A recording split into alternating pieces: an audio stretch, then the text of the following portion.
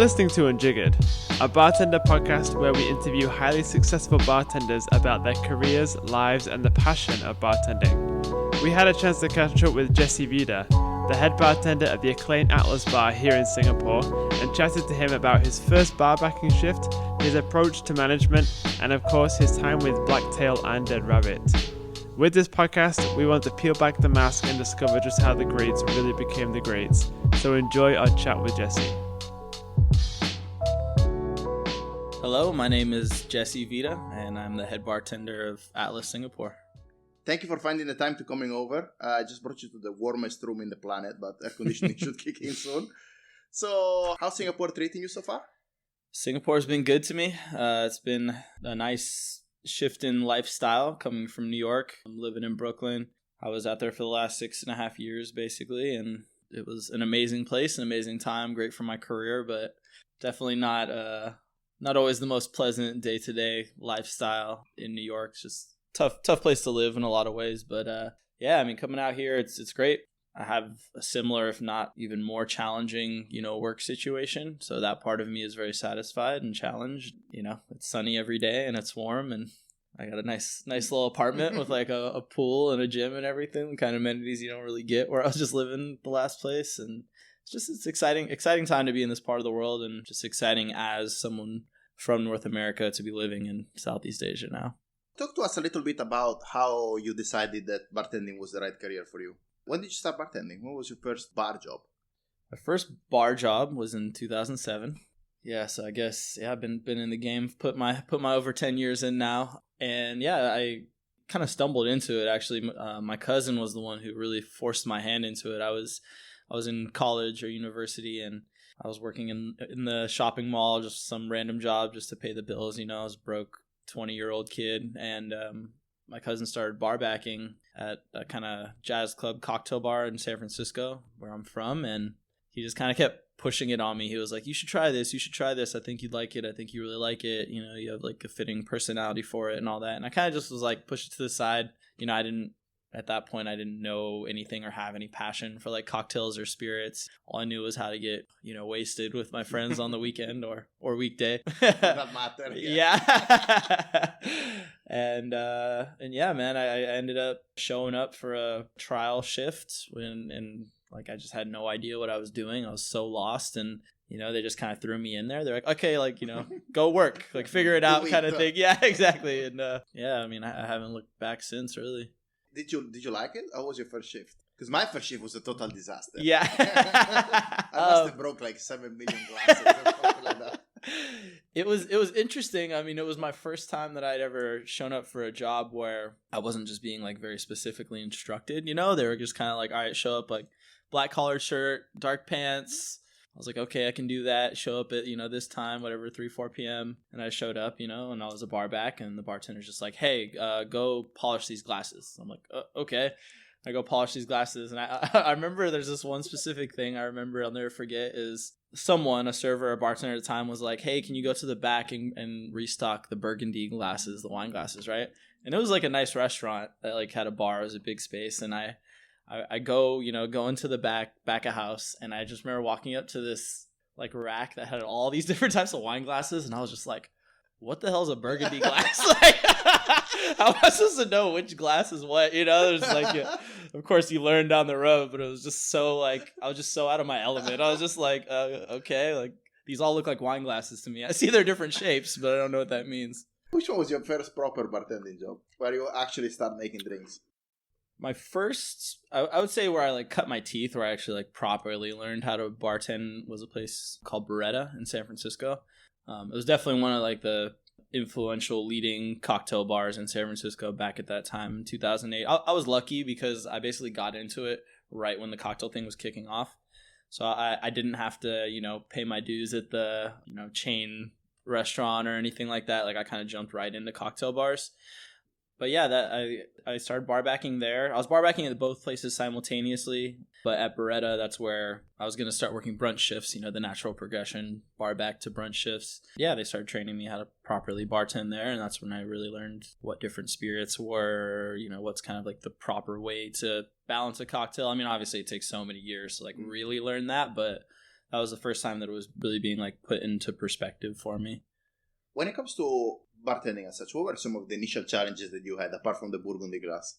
Man, everything was a challenge, like why is this bourbon different than that bourbon? Why is this gin different from that gin? It's like, I think we take that for granted after being in the industry for a long time, but it's really like you got to learn every little nuance, how to control guests, right? Like, that and just like really understanding what people want. And, some people you got to like be a little rough and rowdy with them to kind of get them in line, and they like that. Some people are just like want to have their own experience. I mean, there's so many different types. And I remember when I was barbacking at that place, Beretta, this guy, Ryan Fitzgerald, who now is a partner at a bar called ABV in San Francisco, had a lot of influence me at that time. He was just like a super hard ass, like he would just like bust my chops all the time.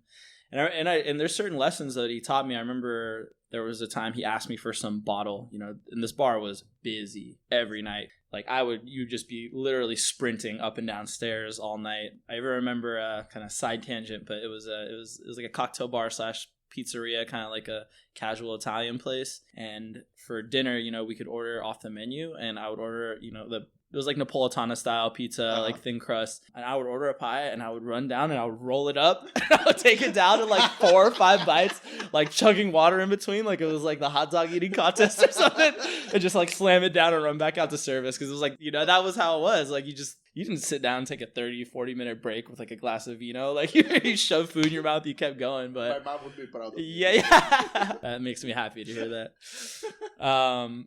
But sorry, going back, I remember he told me, he was like asking me to like find some bottle of mezcal, on the fly. We're busy during service, and I run down to the liquor room, and I don't like really know what I'm looking for, but I kind of have a mental image. Can't find it. I go back up. I was like, I think we're out. I don't think we have it. And he was like, I'm pretty sure we do. And he was like, I'm going to go down there, and if I find it, it's going to be your ass. And I was just like, he goes down, I'm just up there sweating, and sure enough, he comes back with 2 bottles, and he was like, when I tell you to look for something, you need to really look for it. And it's like, it was just one of those things that at the time I was like, of course, terrified in the moment and like embarrassed. But the next time I went down to look for something, like I really looked, I really scanned the entire section, and like I found that I would actually find things. And it's just like, it's these little lessons, you got to learn. What made you move to New York? The catalyst for moving to New York was that I was, a born and raised San Franciscan. I don't know if you've ever been to San Francisco, but it's a beautiful place, but fairly small, like it is great food and beverage there, but it's definitely more like a kind of like a mid to major market. It's not one of the major U.S. markets. And I was bartending. I was working at a good cocktail bars. I was a good bartender, but I hadn't really taken it to the next level. I hadn't made it like the entirety of my lifestyle. I hadn't like fully dedicated. I'd like read some books, but it was kind of one of those things where I went into work, I did my job, I was done, I went home, like it wasn't all encompassing. And at that point, I had made the conscious decision that this was going to be my career. So I felt like I needed to change the scenery. I felt like I had to get out of that comfort zone. I felt like I needed more challenge. And I just made that decision in my mind that I was going to move to another city. And I was thinking either Chicago or New York. I was dating a girl at the time who was also keen to do the same challenge. She was a pastry chef. And I remember we did this like 3-week holiday where we went to New Orleans just for fun. And then we went to New York and Chicago for a week in each city. And we came back and we were like, all right, I think New York is where we need to move to. And yeah, that was a huge turning point in my career in 2011, because that's when I went all in. What were the challenges that you had moving into New York? Because it's such a big city, right? Yeah. I mean, when I moved to London, I was shocked by the amount of people that I had around me, but I was also shocked about how lonely you can be at times, right? Oh, totally. Yeah. Yeah, it's one of those weird things, right? There's people all around you, but you still feel very alone. I felt like everything was a challenge. I went there, I thought I had enough money to move to New York. But you know. Yeah, I was like, I've saved up, I've saved up like $5,000 at that point. I took like a month off of work before we moved to New York, whining and dining every night, going out, like seeing all our friends. We go to New York, and it's like, we didn't go there with jobs. Like we literally got there. We were like staying on a friend's couch, looking for an apartment.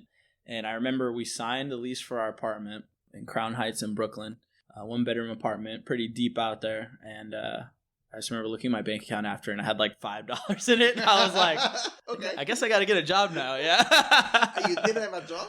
No, I didn't have a job, man. I didn't really know anyone out there. Actually, the one kind of connection I had was Steve Schneider, who, funny enough, lives in Singapore. Well, lives everywhere now, but citizen of the world. Yeah, exactly. He had done a guest shift at a bar I worked at out in San Francisco, now probably about 10 years ago. And so I just messaged him. I was like, hey, like looking for work. And he actually did end up like kind of like sorting out some potential leads for me, but none of those things quite worked out. And yeah, I just knew I wanted to be in New York, and I knew I wanted the challenge. And I kind of, I was like, oh, I know how to bartend, like I'll figure something out. But New York has this very big, like, I don't care what you did anywhere else, you have to prove it here kind of thing. So it's like, definitely you get a big slice of humble pie when you move out there. And I think it's easy to go into places and think like, oh, I'm good enough to work here. But it's like, that's not what it's about. It's about just taking a step back to take 2 steps forward. And that's the lesson that I learned there when I first got there. So yeah, so many challenges. From being broke to a relationship basically falling apart pretty soon after I moved there, to constantly moving around, to finding a job. But then, my first gig I had, it was kind of just like a job that could pay the bills. And then basically that segueing to a job that had a little bit more of an interest and challenge for me in the cocktail world. And so the first place I actually ended up at is Momofuku Sambar, which is, Momofuku is like the David Chang empire for all the foodies out there. And it was literally connected to a little bar I'd never heard of at the time, but it was called Booker and Dax, which was Dave Arnold's bar. And so that ended up being a really interesting experience, because I basically got the job at Sambar through a friend of a friend, as these things go. And then my resume was spotted by the bar manager at Booker and Dax, who saw I had cocktail experience. And he just like walked over one day and he was like, hey, do you want to work here too? And I was like, yeah, I'd love to, because the Sambar, the restaurant, was just like, it was literally just like head down service while bartending. I wasn't talking to guests about cocktails. It was just like shake, stir, get them out, like turn and burn. And I started working at Booker and Dax, which was a really interesting experience. For anyone not familiar, Dave Arnold is kind of one of the U.S. leaders when it comes to culinary engineering used in cocktails. He worked at a culinary school in the engineering department for a very long time, engineering background, kind of mad scientist. The Spinzall and all those things come from him. I'm sure you're familiar, but just for anyone who might be listening. And yeah, so that, I came from such a like Negroni Manhattan kind of background to go there where I'm like I'm clarifying citrus and putting things in a centrifuge. And yeah, it was a great experience. And then that ended up, segueing me to a lot of other great bars I ended up getting to work at in New York. Your style must have changed quite drastically when you moved to New York. What do you think are the major differences in between New York and San Francisco when it comes to cocktail bars? Yeah, well, the first thing, and definitely back in that time, is that San Francisco is so culinarily driven, and you get amazing ingredients, right? Like everything grows in California, so your citrus is amazing and fresh, your herbs, everything in between. So I think the approach in San Francisco tends to be a little bit more simplistic. It's a little bit more like quality of ingredient. A lot of it's like to go with food. Like a lot of the best cocktail bars in San Francisco are connected to restaurants, in restaurants, or serve really good food.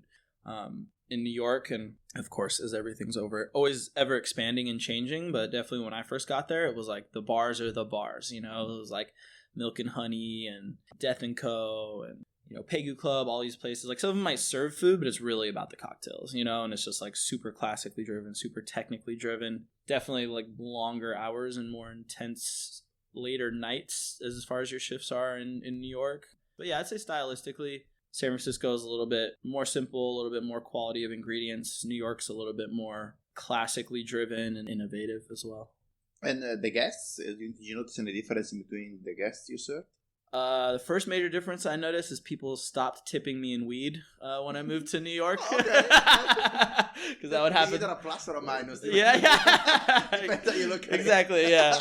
In San Francisco, that would definitely happen every once in a while. A regular would just like hand over a little folded napkin with like some bud in it.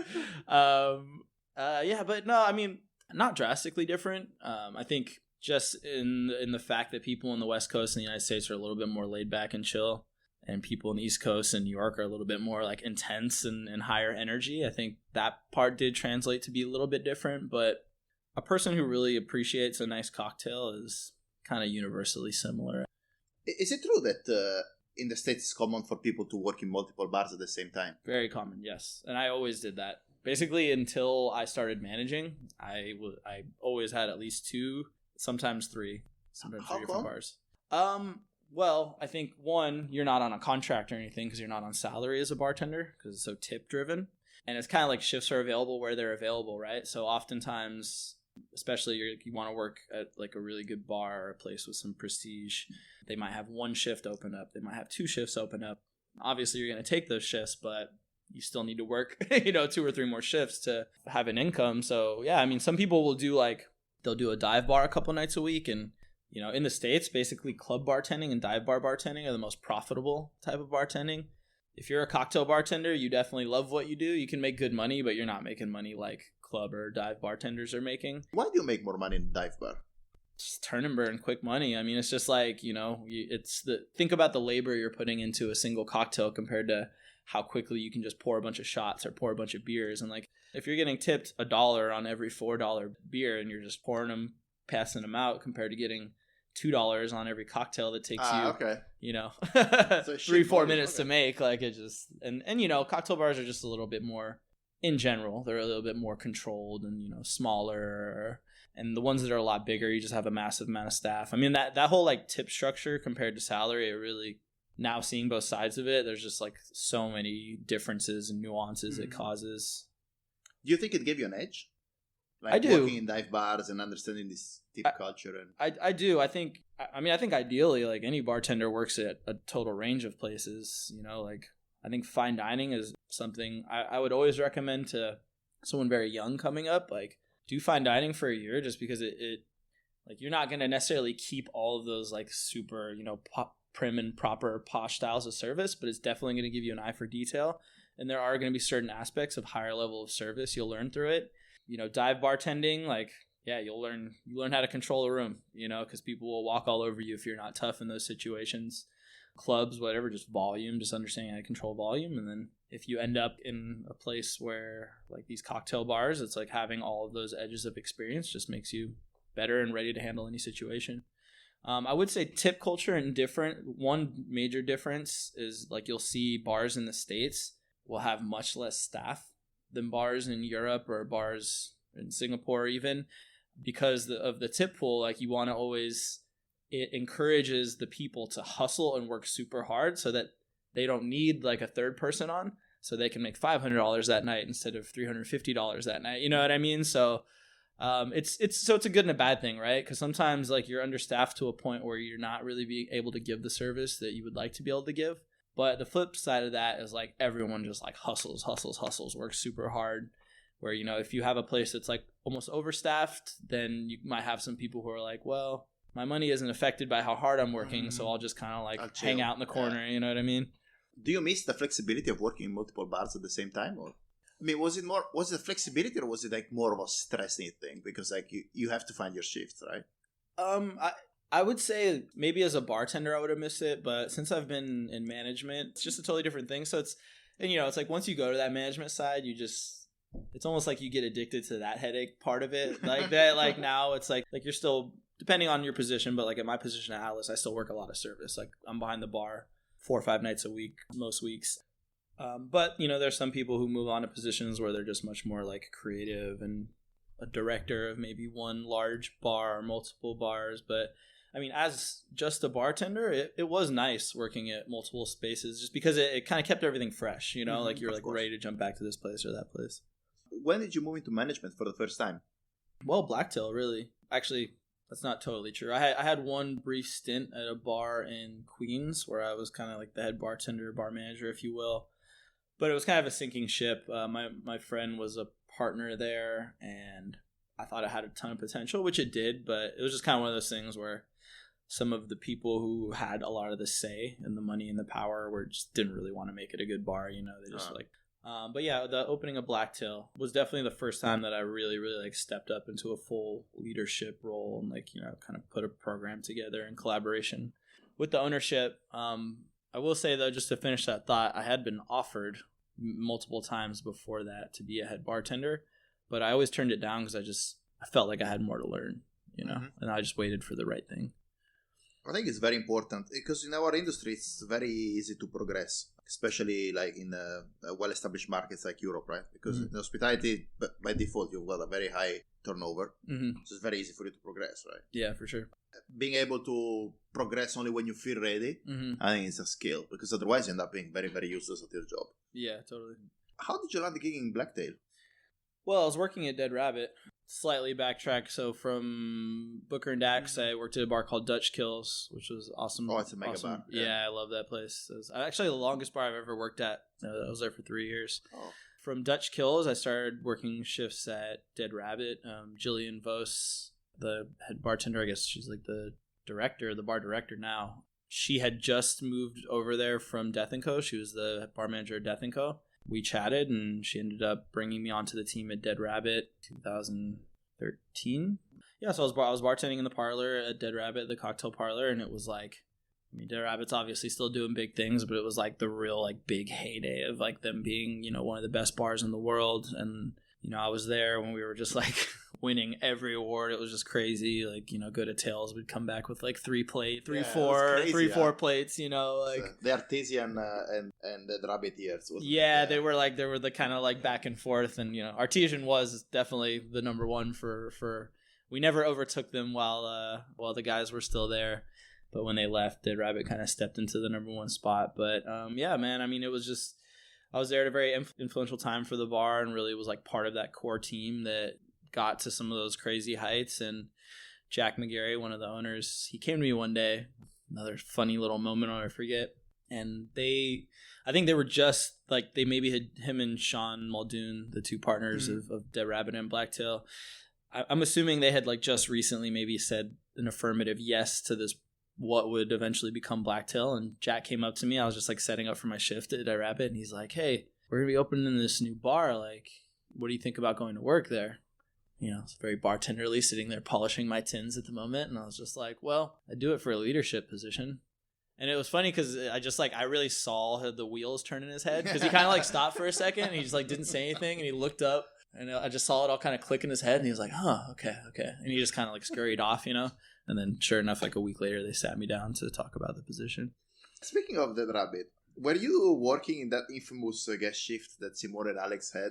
Like, I was not. No, that was before my time, unfortunately. But I definitely heard the stories, yeah, of them like bringing a dead rabbit and like smashing bottles all over the back bar and stuff. Yeah. Unfortunately, I don't have a first-hand account for that, but I heard it was pretty epic. How involved was the ownership into menu developing Dead Rabbit? Oh, very, very. Dead Rabbit and Blacktail. I mean, it's basically the structure is with Jack and Sean, you know, they're the partners, and they're the people that make it go. And, you know, something that was really refreshing when I started working at Dead Rabbit, it was like they were the owners and they were there every day, you know, and that makes a big difference, you know, because then you don't find yourself convincing ownership like, hey, I really need this thing, and they don't get it. Like they get it because they're there, you know.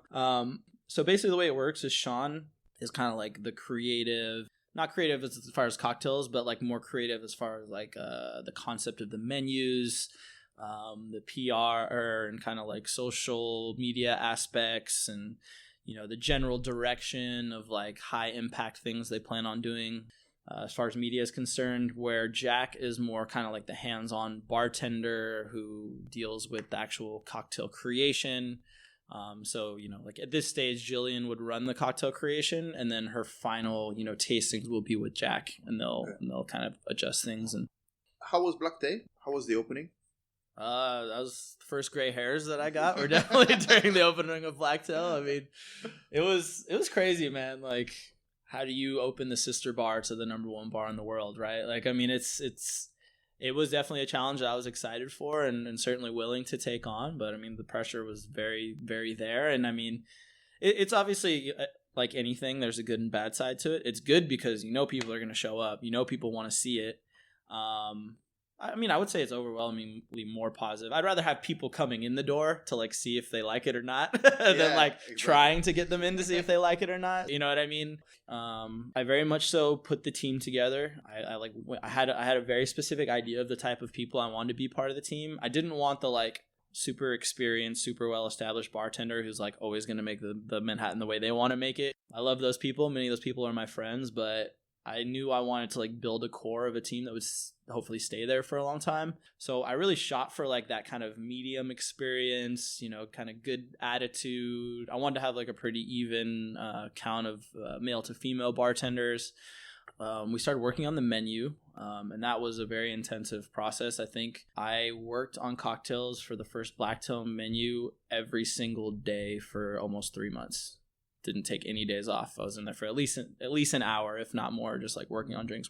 It was a big menu, you know, it was like 56 cocktails or something like that. And we had like, what's our identity? We were researching old menus from Cuba and the Caribbean, you know, from that kind of time period of the early 1900s. Deciding on glassware, putting the team together. The concept of the menu was being done by Sean, where the cocktails were being done by myself, Jack, and Jillian. You know, and it's one of those things when you open a new place, it's like everything kind of just comes together at the last minute. I literally remember the day that like press was supposed to come in for our first like night, the press launch, and the bar still had like scraps of construction on the ground, you know what I mean? And we're like, okay, like we got 5 hours. So we just like, you know, cleaned everything, got it ready to go. And like, it's just one of those things, sure enough, like 10 minutes before they roll in, the last like trash bins being taken out. Yeah. And it was, I mean, we opened with a bang, man. I mean, it was crazy. I mean, the queue just was out the door for a long time. There was a lot of things to figure out from an identity. You know, that's just how it goes with a new place or any place that's going through change. You know, what are we? Are we the parlor at Dead Rabbit, but in this larger setting that's kind of a Cuban bar? Are we a live music venue? Are we like, how fine of service do we want our food to be, our cocktails, like so on and so forth? And it went through a lot of changes. I mean, the biggest one when we opened, we only did seated service, but we quickly realized at Blacktail that it just didn't make sense. The space was too big and it really didn't feel alive unless it was kind of packed and moving around. So we got to standing service, and that was a good thing for the guests because the guests liked it, but it was hard on the staff, and the staff didn't like it as much because they felt like they couldn't give the level of service that they were expecting to give. But yeah, it kind of figured out and we evened out and, you know, mostly kept the same team for the first 1.5 to 2 years. So it was good. But yeah, it was stressful. I mean, we were super busy. And then like for the next 3 months, you know, it really dipped and got really quiet. And I was like, just like pulling my hair out. I'm like, oh my God, is this place not going to succeed? And then we won Best New American Cocktail Bar at Tales of the Cocktail. And that kind of was like a big lifter to like the spirits. And like we started getting super busy again around that time. And, you know, luckily it kind of just stayed fairly busy and just kept growing from there. Have you kept the same number of cocktails in the upper 40s, 50s? Yeah. So we did a trio of menus, which I led the R&D for all of those. I don't know if you've ever seen any of the Blacktail menus. I mean, they're super beautiful, intricate. So we broke it down by like 5 categories: style of glassware, from highballs, punch, sours, old fashions, so on and so forth. And yeah, I mean, we changed the cocktail menu almost entirely every year, except for some of our, like, you know, obviously the daiquiri's not going anywhere, like our El Presidente or Nacional. But we would do a wholesale change and everything else. And we would also do seasonal inserts of 8 cocktails, which wouldn't necessarily launch every season, but it turned out to be more often like twice a year than 4 times a year. Okay. But yeah, I mean, we basically kept the same amount of cocktails, same structure. And you know, I think what the Dead Rabbit and Blacktail are known for with their cocktails are simplistic presentation, and like garnish doesn't tend to be like super over the top, but like super layered drinks with like 8 to 12 ingredients kind of thing, where it would be complex to the complex palate, but approachable to someone who maybe doesn't know as much about cocktails. Do you think that, generally speaking, the trend with cocktail menus is to reduce the number of cocktails as much as possible?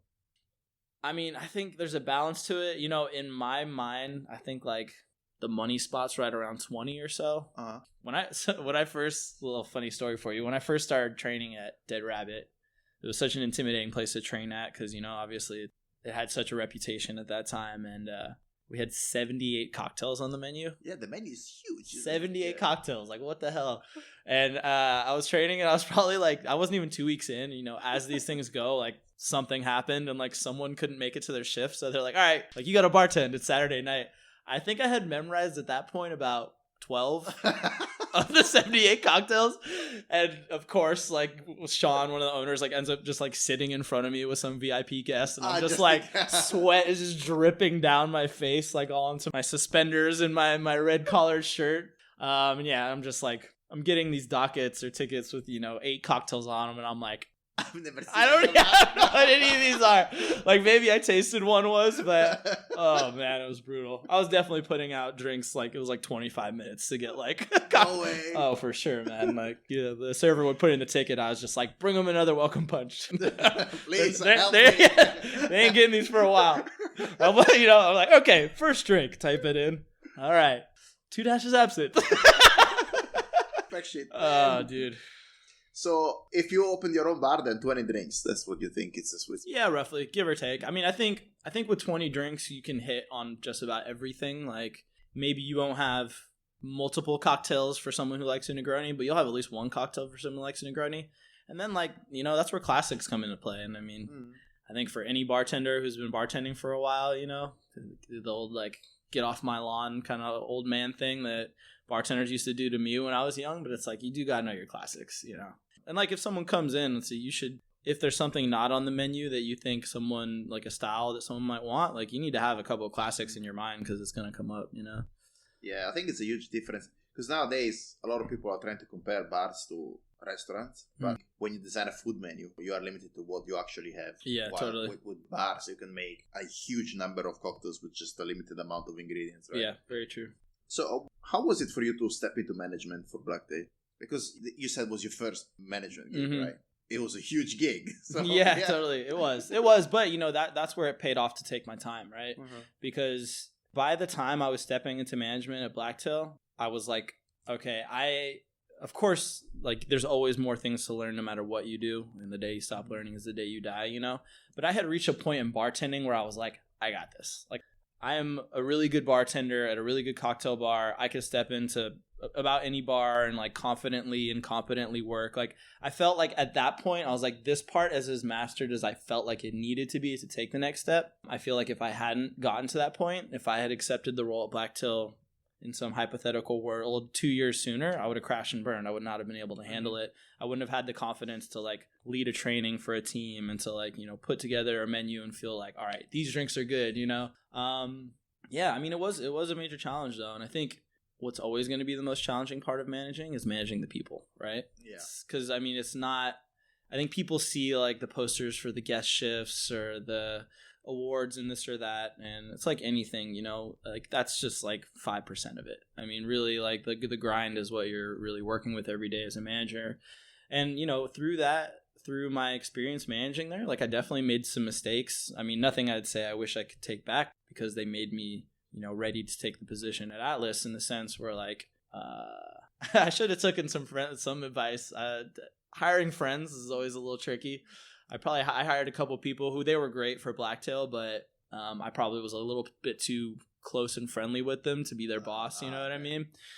So that can cause, like, a little bit of strife. But yeah, I mean, just learning how to, some people need a kick in the ass, some people need a hug. Like, you just got to kind of figure out how everyone operates. You have to figure out how to motivate different people. You have to have the consistency in the culture of, like, what's okay, what's not okay, what are the steps to move forward here. You got to control people's frustrations, expectations.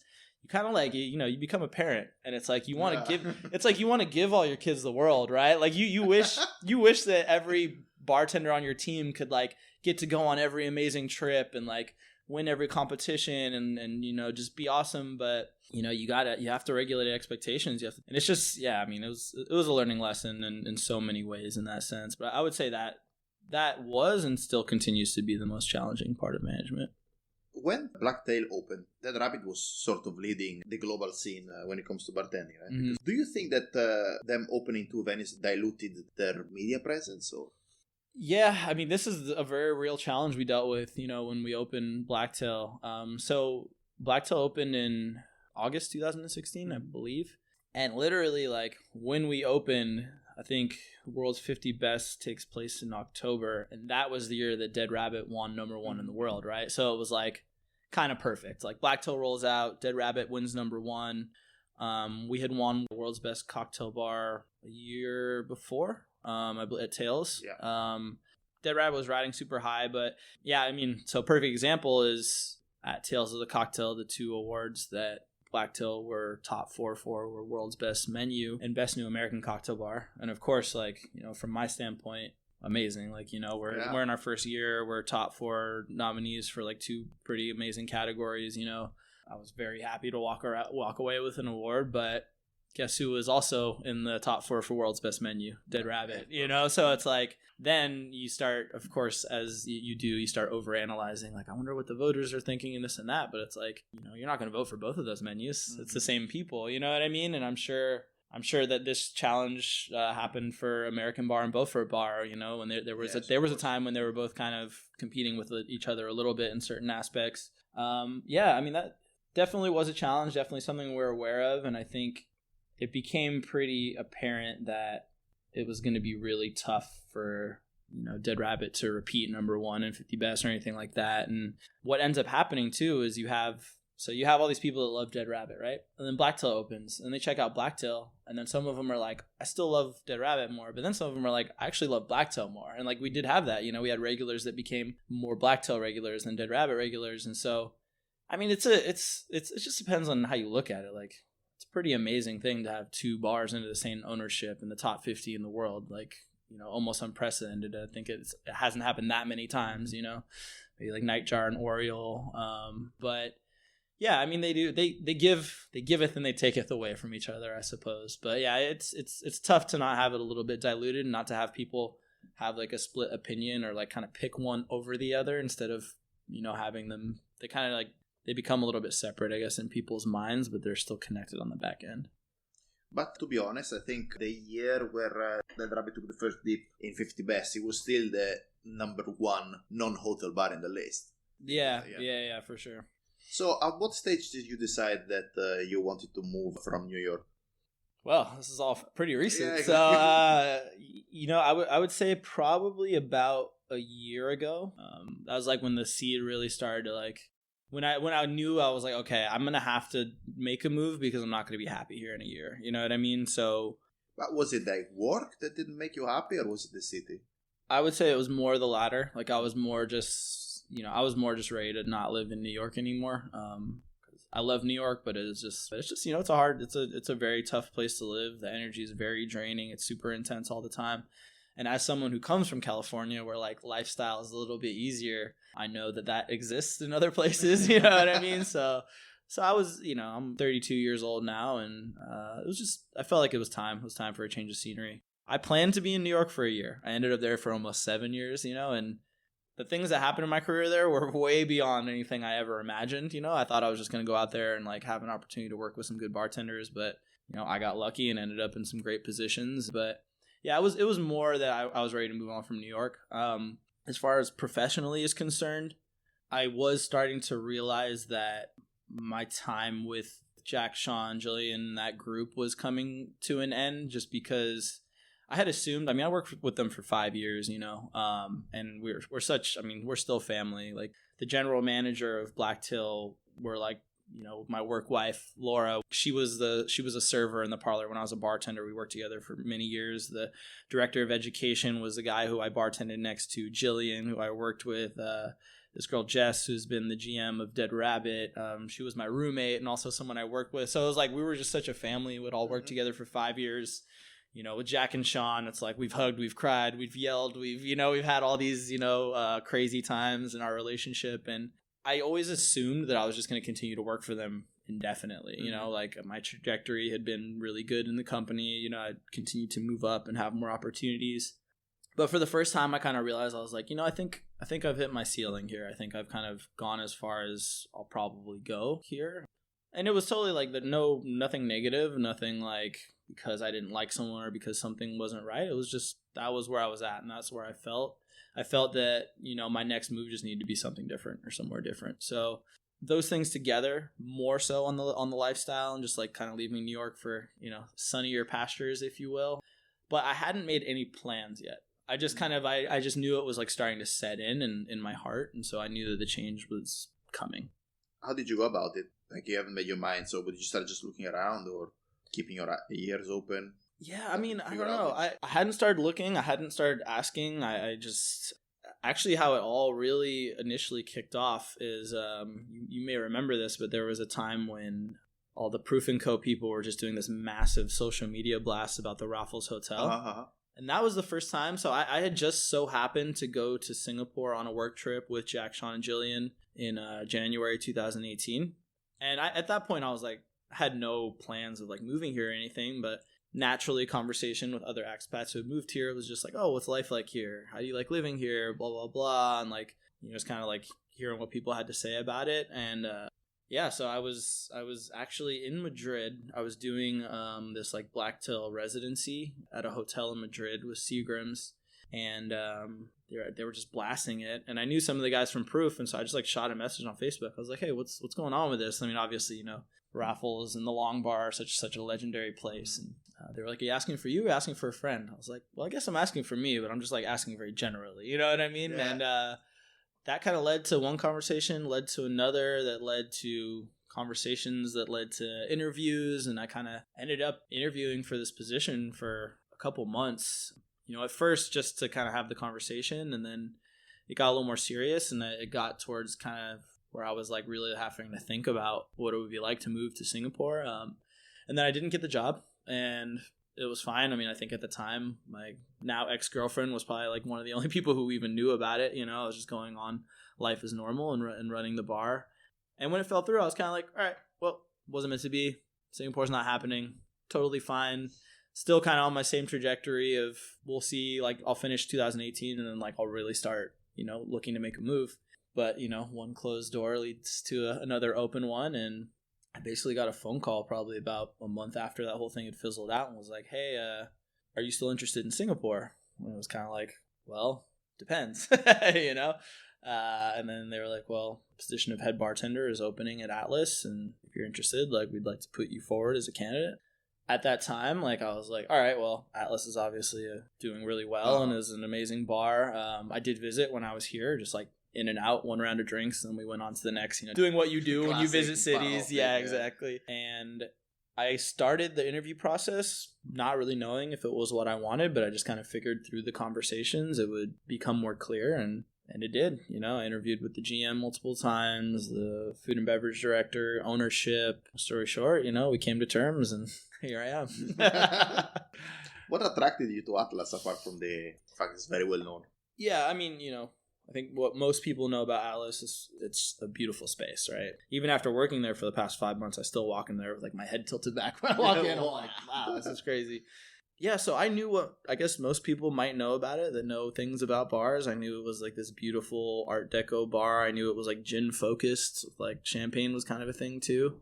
But through the interview process, I got to know the owners, I got to know management, and I felt like our goals and ideas in general were in line, and I was just down with the ethos, and talking to other people around, just had really good things to say about a lot of the people at Atlas. And yeah, I just felt like it was a good fit and like kind of once in a lifetime opportunity. I mean, just to have the opportunity to be in Singapore is pretty amazing, I could tell you for damn sure that neither yourself or myself, when we started bartending, ever thought we would be running bars in Singapore. You know what I mean? Like crazy.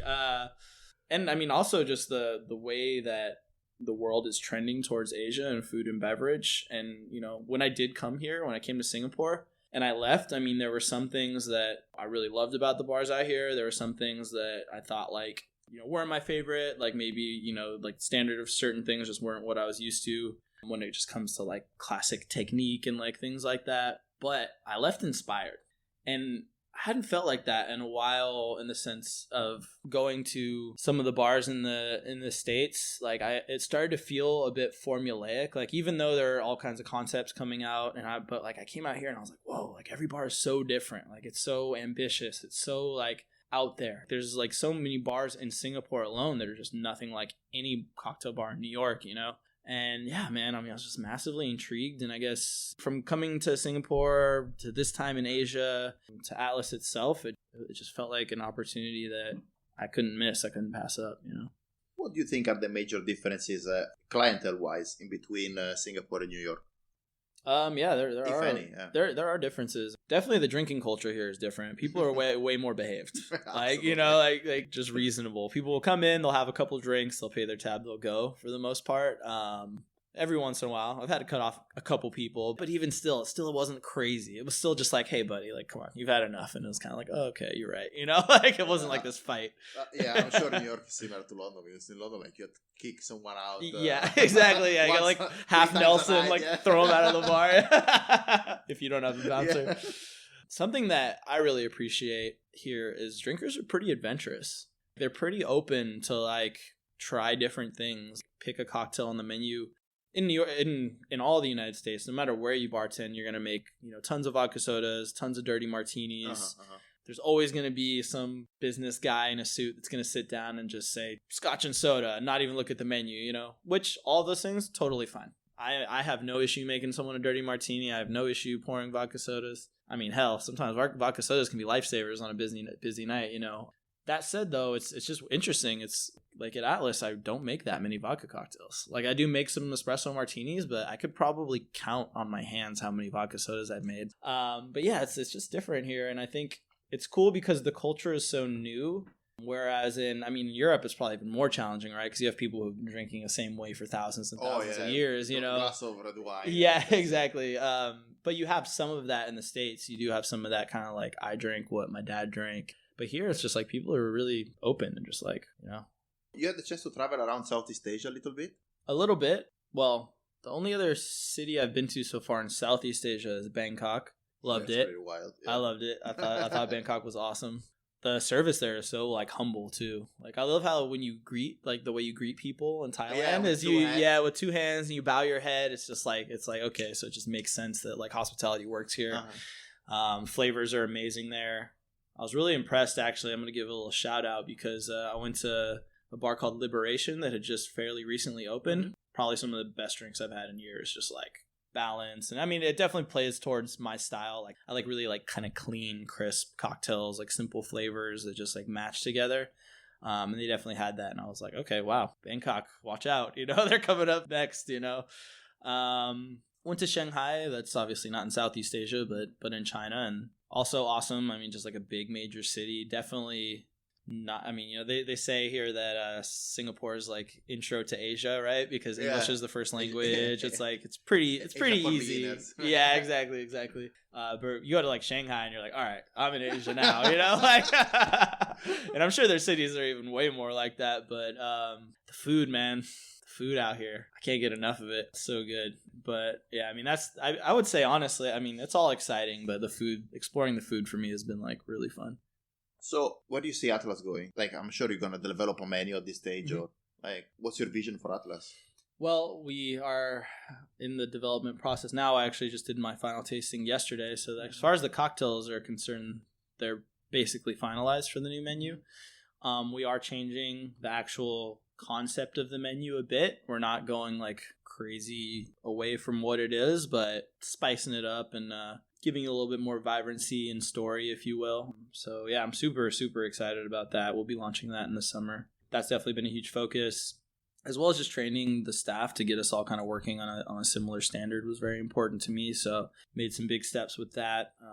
All the bartenders do like a technical training that they basically, it's like a 3-part series, if you will, that starts simply with jiggering water and things like that. And then basically the final test is they have to make me a round of 4 cocktails, which I tell them what the drinks are. And then I just silently judge them from there and take notes. Yeah.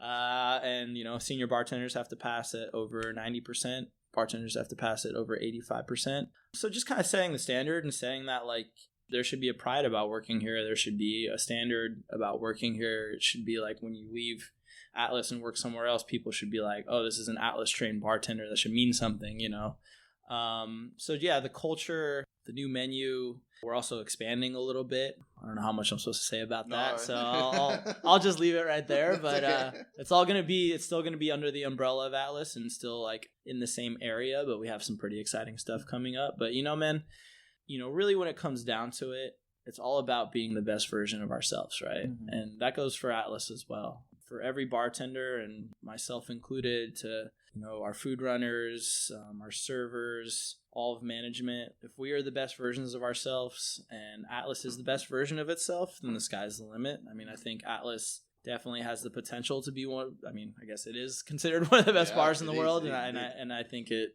has the potential to do amazing things. And I'm just happy to be in a position to help with that and hopefully push us forward, and we'll just see what happens in the next couple of years. So you mentioned some of the challenges you had when you started bartending. Would you tell us what tools did you use to your advantage? Tools wise, what helped me, I mean, certainly the books, but also just like learning the basics and like tasting spirits. And I know it's kind of like the boring old answer, but it's so true. Like, just take your time. You do not need to rush. Like, learn things properly. Like, you have to stir like 1,000 martinis before you can nail a martini. It's just true, Like, and I think it's just through repetition, through humility, through learning and listening. I mean, those were the best tools for me. Do you regret moving here to Singapore, or are you still? No, zero regrets. I mean, it was a massive change in my life. Obviously, I mean, I think the longest flight you can take in the world is New York to Singapore. You had plenty of time to reflect on your decision. Right. On that flight. Yeah, I mean, it was tough, man. I mean, I was in a serious relationship when I left here, and definitely that took a toll on that. I mean, it's now that I've kind of done this before, it's different, obviously, but moving from California to New York, and now New York to Singapore, like, there is that loneliness. There's a little bit of a struggle in that. Luckily, we work in an industry that's like very inviting and warm, especially out here, like so supportive, and like it's really refreshing. Have a ton of great friends in New York, but New York's very competitive. Like, it gets a little cliquey in that sense. I feel like here was very, very welcoming right when I got here. But you can become great friends with someone over a couple months, but it's still not the same as someone you've known for many years, or like things like that. So that part is a little tough. I mean, the transition of, going into a new bar and stepping back, learning how they work, and then trying to like implement the changes. It's just like, all of it's a massive challenge. I mean, I'm not going to sit here and tell everyone that like, oh, it's been easy. Like, yeah, just strutting the Atlas. Like, I'm the man now. Like, it doesn't work like that, It's way more humility than it is, championing anything to start. But I knew what I was signing up for. I knew that this first year was going to be tough. But to be honest with you, I have not missed living in New York one day.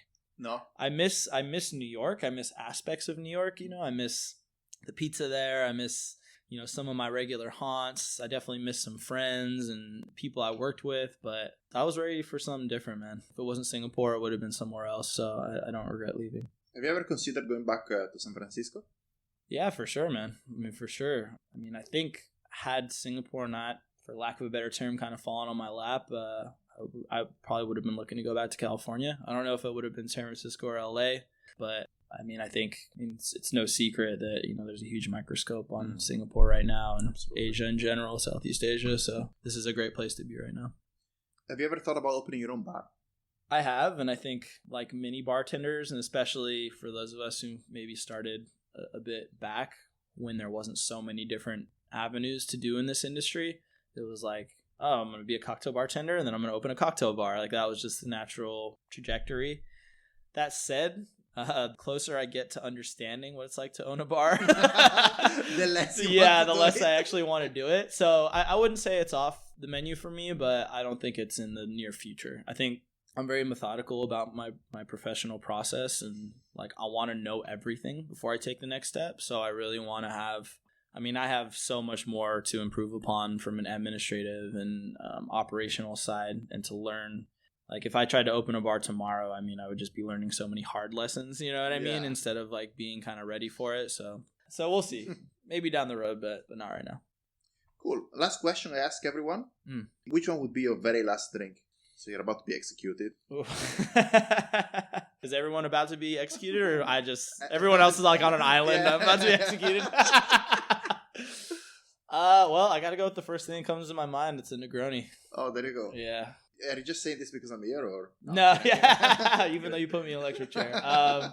No, man, that drink, I think, has just been my longest love when it comes to classic cocktails. And it's like, it's almost like a relationship, Like, sometimes I get tired of it. Sometimes I've had enough, but I always come crawling back, I just can't. Yeah, exactly.